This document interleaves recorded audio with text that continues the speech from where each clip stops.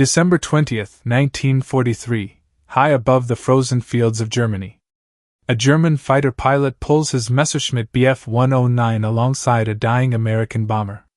Through the shattered glass and torn metal, he can see them, wounded men, bleeding, fighting just to stay alive in the air.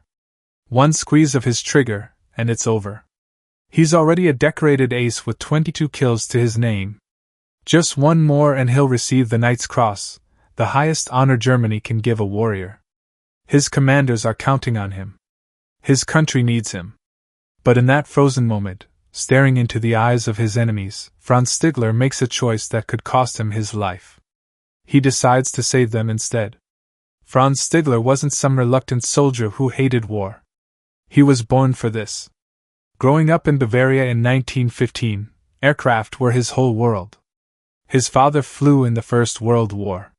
His uncle too. By the time the Second World War exploded across Europe, Franz had already spent thousands of hours in the cockpit as a civilian pilot and instructor. When he joined the Luftwaffe in 1940, he was a natural. His teachers included Germany's greatest aces, legends of the sky. One of them, a man named Gustav Rodel, taught him something that would change everything. Rodel told him that honor in combat isn't about your enemy, it's about you. You follow the rules of war to keep your own humanity alive, to make sure that when you look in the mirror, you still recognize the person staring back. By December 1943, Franz had proven himself again and again. He'd flown through hell over North Africa, Sicily, and Italy before being sent home to defend Germany from the endless waves of American bombers. He'd been shot down and somehow survived. He'd sent 22 enemy aircraft spiraling from the sky. At 28 years old, he was exactly the kind of experienced killer the Luftwaffe desperately needed. But he was also a man who remembered Gustav Rodel's words, and that memory was about to be tested in a way he never imagined. That morning, the U.S. 8th Air Force launched a massive bombing raid on aircraft factories in Bremen. Among the hundreds of bombers was a B-17 called Ye Old Pub, flown by 21-year-old Second Lieutenant Charlie Brown. It was Charlie's first mission as a pilot. He was young, nervous, and about to experience the worst day of his life. The German fighters hit them like a hammer. Cannon shells ripped through Ye Old Pub, destroying one engine completely and crippling another. The electrical system started failing. The oxygen system was shot to pieces, leaving the crew gasping and dizzy at high altitude, their minds starting to blur from lack of air. Then the real nightmare began. The tail gunner, Sergeant Hugh Eckenrode, was killed instantly when cannon fire tore through his position. Blood and metal filled the air. Other crew members were hit, wounded, some badly. The nose of the bomber was blown apart. The tail section looked like it had been chewed by some massive beast, barely hanging on, full of holes you could crawl through. Somehow, Charlie managed to drop their bombs and turn the crippled bomber toward England, toward home, toward safety. But they'd fallen out of formation, and in the sky over Germany, a lone bomber was a dead man flying. German fighters hunted stragglers like wolves after wounded prey. Ye Old Pub limped along at barely 2,000 feet, far too low, far too slow, trying desperately to reach the North Sea where they might have a chance. The crew knew more fighters would come. They had almost no ammunition left. Half their guns were destroyed. They were completely defenseless, just waiting to die.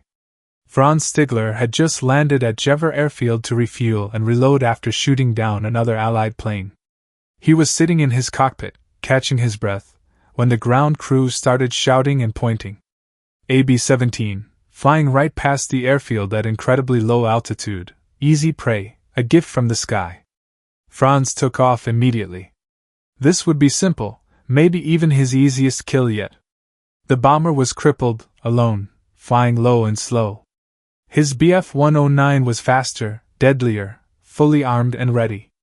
He closed in from behind, sliding into perfect attack position. Just one more confirmed kill and the Knight's Cross would be his, the recognition, the glory, everything a fighter pilot could want. Franz pulled alongside the bomber to get a good look, to choose exactly where to strike for maximum effect. Standard procedure: verify your target, then destroy it. But what he saw through those massive holes in the fuselage stopped his heart. He could see inside the bomber. He could see the crew. The tail gunner was clearly dead, his body slumped in his shattered position. Other men were wounded, bleeding, struggling just to keep doing their jobs. The entire tail section looked like it should have fallen off miles ago. The whole aircraft looked like it had been through a meat grinder and somehow kept flying. Franz looked forward into the cockpit and saw Charlie Brown fighting the controls, fighting to keep his crew alive. The young pilot looked back at him, and their eyes met across the gap between their aircraft, across the gap between life and death.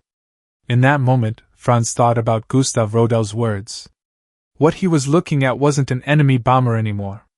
It was a coffin with wings, full of dying men who'd already given everything they had. Shooting them down wouldn't be combat, it would be murder. German military honor, drilled into him by Rodel, had a sacred rule: you never shoot a man in a parachute. Why? Because he's defenseless, no longer a threat, entitled to his chance at survival. As Franz stared at those wounded Americans barely keeping their shattered plane in the air, he realized they were no different. They were as helpless as paratroopers floating down with nowhere to hide. The bomber could barely fly. It couldn't fight back. These men had already lost. And in that frozen moment above Germany, Franz Stigler made a decision that could get him executed. He decided to let them live. Franz pulled his fighter into formation right alongside the B-17, close enough that the American crew could see his face. Inside Ye Old Pub, the crew panicked. A German fighter, right next to them, so close they could almost reach out and touch it. They waited for the guns to fire, for the end to come. Some crew members tried to man their damaged weapons, but they had almost no ammunition and the guns barely worked anyway. Then Franz did something that confused them completely. He waved at them. He pointed down toward Germany, signaling they should land, become prisoners of war, at least stay alive. The Americans refused. They kept flying toward England, toward home. Franz understood. Landing in Germany meant prison camps, meant the war was over for them. They'd rather risk death trying to reach home than surrender now, this close to safety. What Franz did next was even more incredible, even more dangerous. He moved his fighter into a protective position, flying slightly ahead and to the side of the bomber where anyone watching from the ground could clearly see him. His presence served a purpose that the Americans didn't understand at first.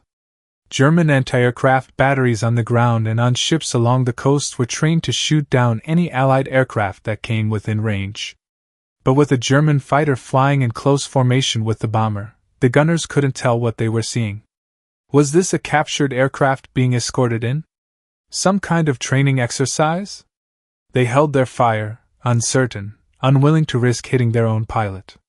Franz was using his own fighter as a shield, protecting the American bomber from his own forces, from his own countrymen. It was an act of treason, and he knew it. They flew this way for several long minutes, crossing the German coast toward the open waters of the North Sea. Every second Franz stayed with them was another second someone might recognize what he was doing. Another second someone might report him to his commanders. If anyone in the Luftwaffe found out he'd deliberately let an enemy bomber escape, worse, that he'd actively helped it escape, he'd face an immediate court-martial. The penalty was death by firing squad. There would be no trial, no second chances. Just execution. Over the North Sea, at the absolute limit of how far he could escort them without running out of fuel himself, Franz pulled in close one final time.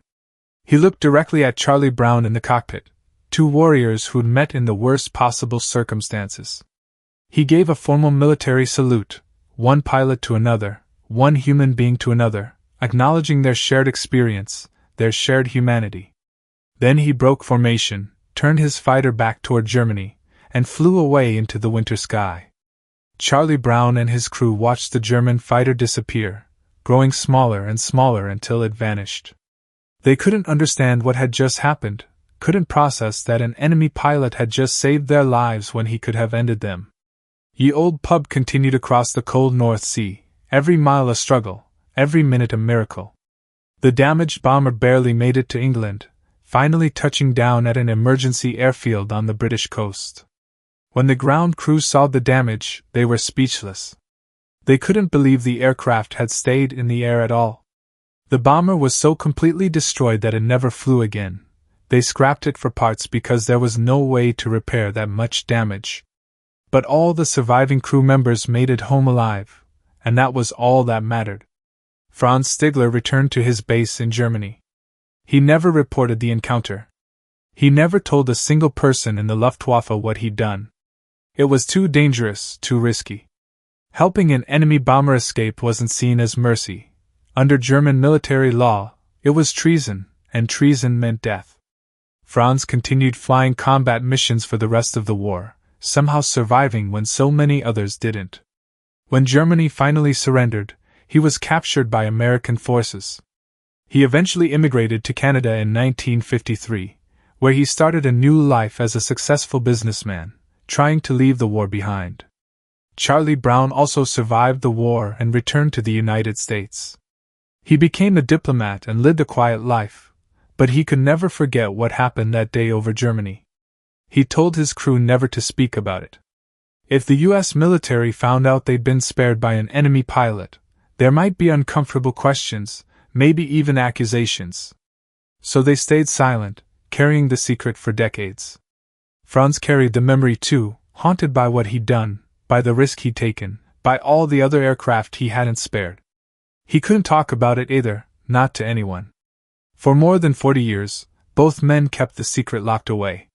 In 1986, Charlie Brown decided he had to try to find the German pilot who'd saved his life. He published a notice in a Combat Pilot Association newsletter, describing the encounter in detail and asking if anyone knew who the Luftwaffe pilot might have been. The notice eventually reached Franz Stigler in Canada. In 1990, 47 years after that day over Germany, they met for the first time since the war. Charlie Brown was 68 years old. Franz Stigler was 75. They recognized each other immediately, as if no time had passed at all. Franz confirmed every single detail of Charlie's story. He explained his decision, the code of honor Gustav Rodel had taught him, the sight of those wounded men that had stopped him from pulling the trigger. He told Charlie something that broke both their hearts. He'd carried guilt for 47 years, not for sparing them, but for all the other aircraft he had shot down, all the other lives he'd taken. The Americans he'd saved had reminded him that his enemies weren't just targets in the sky. They were human beings with families, with dreams, with lives worth living. The two men became incredibly close friends. They spent their remaining years together, appearing at air shows, telling their story to anyone who would listen, and writing letters and calling each other every single week. Franz Stigler died in 2008 at the age of 92. Charlie Brown died just 8 months later at age 87. They're buried not far from each other, two former enemies who became brothers. Before his death, Franz told interviewers that sparing Charlie Brown's crew was the best thing he'd ever done in his entire life. Charlie Brown said Franz was like a brother to him, closer than blood. Franz Stigler's decision on December 20, 1943, wasn't about politics or ideology, or which side was right or wrong. It was about something simpler and far more powerful, the recognition of shared humanity even in the darkest moment. In the middle of total war, surrounded by death and hatred and propaganda, he risked execution to spare 10 men he'd never met and thought he'd never see again. He gained absolutely nothing from it. In fact, it cost him everything he'd worked for. He never got his Knight's Cross, never got the recognition and glory German military culture valued so highly. But he kept something far more valuable. He kept his humanity. He followed the code of honor he'd been taught, even when it contradicted his orders, even when it endangered his own life. Their story also reveals something profound about the culture of fighter pilots in World War II. Despite fighting on opposite sides, despite all the propaganda and hatred of the war, many pilots maintained an unwritten code of conduct rooted in mutual respect. They saw themselves as warriors bound by honor, not murderers. There were rules that everyone understood, rules that transcended nationality and politics. Franz and Charlie's friendship after the war proved that the humanity they recognized in each other that day in 1943 was real and lasting, stronger than any war. They realized their enemies weren't the people in the other aircraft. Their real enemy was the terrible circumstances that put them there in the first place, the madness of war itself. What Franz Stigler did that day was beautifully simple. He looked at his enemy and saw human beings in desperate trouble. He chose mercy over duty, compassion over orders, humanity over glory.